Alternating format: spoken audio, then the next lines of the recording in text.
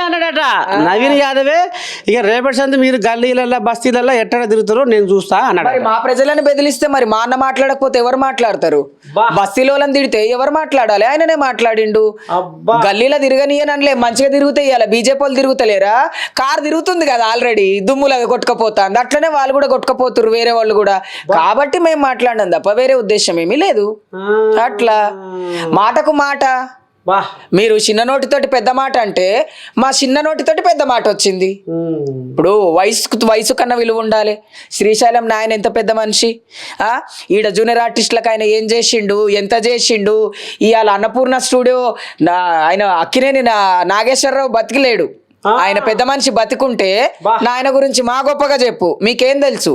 స్టూడియోలు కట్టిన తర్వాత, ఇండ్లు కట్టిన తర్వాత, తెలంగాణ వచ్చిన తర్వాత పుట్టిన పుట్టగొడుగులు మీరు.